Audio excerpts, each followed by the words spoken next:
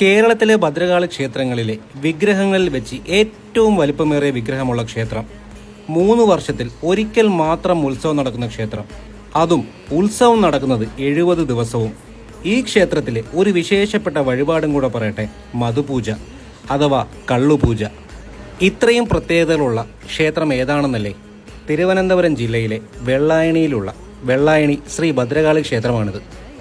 ദേവി ഇവിടുത്തെ ദേശദേവത കൂടിയായിട്ടാണ് അറിയപ്പെടുന്നത്. ഈ ക്ഷേത്രത്തിലെ വിശേഷപ്പെട്ട ഒരു വഴിപാടാണ് കള്ളുപൂജ. കള്ള് കുടങ്ങളിലാക്കിയാണ് ദേവിക്ക് സമർപ്പിക്കുന്നത്. മധുപൂജയുടെ റേറ്റ് വരുന്നത് 40 രൂപയാണ്. ഇഷ്ടകാര്യ സിദ്ധിക്ക് വേണ്ടിയിട്ടാണ് ഇവിടെ കള്ള് സമർപ്പിക്കുന്നത്. ചൊവ്വ, വെള്ളി, ഞായർ ദിവസങ്ങളിലാണ് ഇവിടെ മധുപൂജ നടക്കുന്നത്. ഉച്ചയ്ക്ക് 12 മണിക്ക് നട തുറന്ന് 1:30 ദീപാരാധനയും കഴിഞ്ഞ് 2 മണിക്കാണ് നട അടയ്ക്കുന്നത്. ദേവിക്ക് കുടങ്ങളിലാക്കി സമർപ്പിച്ച കള്ള് പ്രസാദമായിട്ട് നമുക്കത് തിരിച്ചു തരും. ഈ ക്ഷേത്രത്തിലെ വിശേഷപ്പെട്ട ഉത്സവമാണ് കാളിയൂട്ട്. സാമൂഹ്യമായ ഒരു വൻ കൂട്ടായ്മയും സ്നേഹവും നമുക്കിതിൽ നിന്നും കാണാൻ സാധിക്കും.